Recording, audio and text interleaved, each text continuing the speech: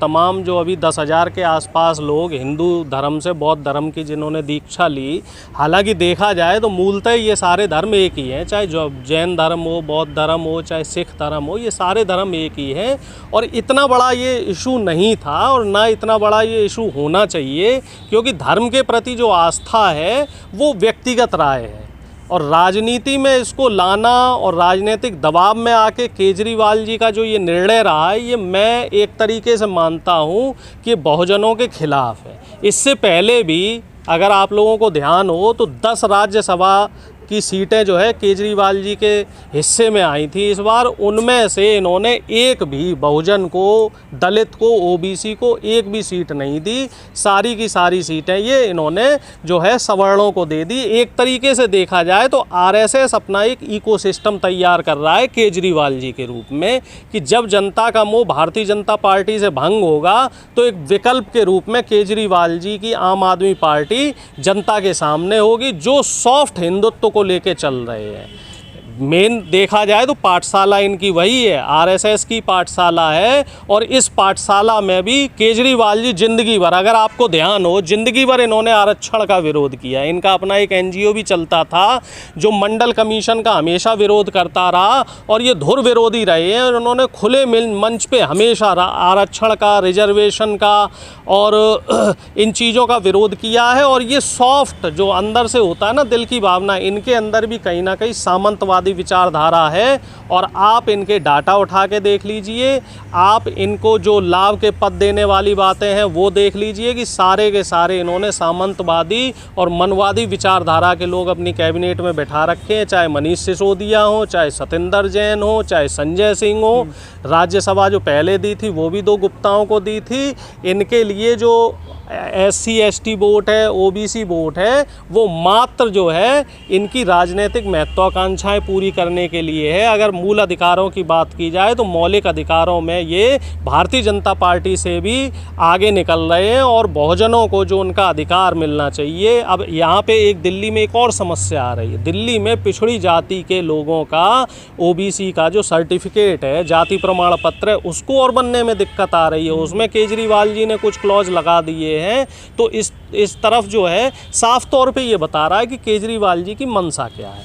पिछले 5 साल 6 साल का आप रिकॉर्ड देखो, एक भी जो राज्य सरकार है, राज्य सरकार के द्वारा एक भी सरकारी नौकरी नहीं निकाली गई। जितनी भी नौकरियां आ रही हैं सब ठेके पे आ रही हैं। बिल्कुल मोदी जी के और बीजेपी के पैटर्न पे ये चल रहे हैं। ये सरकारी सिस्टम को ख़त्म करना चाहते हैं। और कहाँ ये सिस्टम बदलने की बात को लेके आए थे, ये लेके आए थे कि हम जन लोकपाल लेके आएंगे, आम आदमी के हित के लिए बात करेंगे। जो अपना ये स्कूल मॉडल दिखाते हैं, तो स्कूल मॉडल की पोल सब जगह खुल चुकी है। 9 से ज़्यादा जो स्कूल हैं वो इन्होंने मर्ज कर दिए हैं। स्कूलों की हालत आप देख लो, बद से बदतर हो रही है। बच्चों को पीने का साफ पानी नहीं मिल रहा है। क्लास में पढ़ाने के लिए पर्याप्त अध्यापक नहीं है। तकरीबन 30 से 40% अध्यापकों की सीटें खाली हैं। ऐसा भेदभाव क्यों? ये इनकी मनवादी सोच बता रही है ना। सिसोदिया जी कौन है? ये क्षत्रिय समाज से आते हैं। जो जैन साहब हैं वो कौन है? वो भी सवर्ण समाज से आते हैं।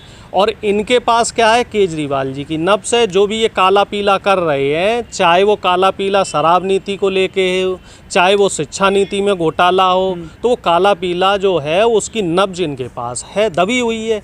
अब राजेंद्र गौतम जी क्या थे? बहुजनों की बात कर रहे थे, ठीक है। दलितों पे जो दिल्ली में अत्याचार हो रहा है, जो शोषण हो रहा है, और जो मूवमेंट की बात है उसकी बात कर रहे थे। दलितों को मूल धारा में लाने की बात कर रहे थे।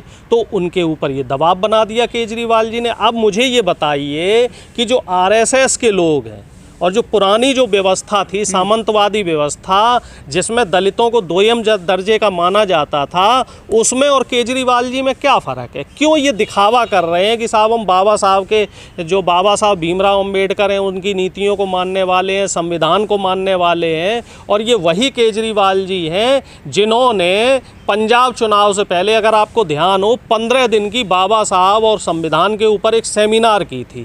तो क्या उस सेमिनार को इन्होंने अटेंड किया? क्या संविधान के महत्व को इन्होंने समझा? तो बाबा साहब के नाम पर क्या मूर्ख बना रहे हैं क्या? ये जनता को मूर्ख बनाने की कोशिश करते हैं। दलितों को, शोषितों को, वंचितों को, इनको ये सिर्फ वोट की तरह यूज करना चाह रहे हैं। आप एक चीज़ देख लो, गांधी जी का पोस्टर इन्होंने हटा दिया और कल मनीष सिसोदिया जी का जो फोटो है वो गांधी जी के राजघाट पे जाके वहाँ फोटो खिंचवा रहे हैं। तो यही काम मोदी जी का रहता है। यहाँ मोदी जी हो, आरएसएस के लोग हो, बीजेपी के लोग हो, पानी पी पी के गांधी जी को गाली देते हैं, गोड से जिंदाबाद करते हैं। जब बाहर जाते हैं, कभी विदेशी दौरा करते हैं, तो वही गांधी जी के नाम पे इनको सम्मान मिलता है, मान सम्मान मिलता है, और फिर ये कहते हैं कि साहब हम गांधीवादी नीति को बढ़ावा देना चाहते हैं। पंजाब में तो भगत सिंह और बाबा साहब को साथ लेकर चल रहे हैं ना, फोटो लगा रखे हैं इन्होंने ऑफिसों में। ये सिर्फ वोटों की राजनीति कर रहे हैं, ये जातीय समीकरण देखते हैं, क्योंकि पंजाब में लगभग 35-36% दलित वोटर हैं, तो इस वजह से इन्होंने वहाँ बाबा साहब को आगे रखा। अब गुजरात में ये अलग समीकरण फिट कर रहे हैं, ठीक है। अब आगे कहीं चुनाव होगा तो वहाँ ये अलग समीकरण फिट करेंगे, क्योंकि गुजरात में जो इनका ये कार्ड है, ये कार्ड नहीं चल रहा है, इसलिए राजेंद्र गौतम जी को बैक एंड पे कर रहे हैं, क्योंकि इनको लग रहा है कि राजेंद्र गौतम जी का जो मामला है, अगर ये आगे बढ़ गया कहीं, तो कहीं ऐसा ना हो कि गुजरात में इनको नुकसान हो जाए। क्या इनको केजरीवाल साहब को गुजरात में दलितों के वोट नहीं चाहिए, जो यहाँ पर उनको दरकिनार कर दिया राजेंद्र गौतम जी को? देखो, वहाँ दलित वोट कांग्रेस के साथ लामबंद है, वहाँ ओबीसी वोट कांग्रेस के साथ लामबंद है।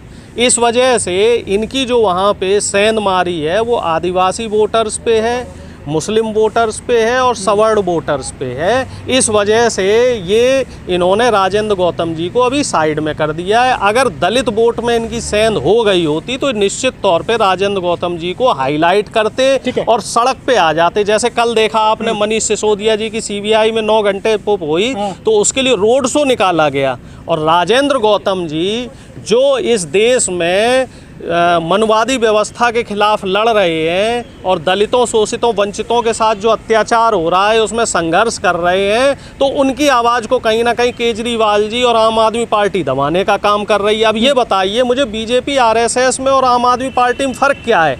आरएसएस द्वारा संचालित जितने भी राज्यों में बीजेपी की सरकार है, उन सभी सरकारों में आए दिन दलितों और शोषितों, वंचितों के साथ अत्याचार हो रहा है। कहीं हत्या की घटनाएं आ रही, कहीं बलात्कार की घटनाएं आ रही, और हर जगह सरकार लीपापोती करने में लगी पड़ी है। हर जगह सरकार जो आरोपी है उनको बचाने में लगी पड़ी है।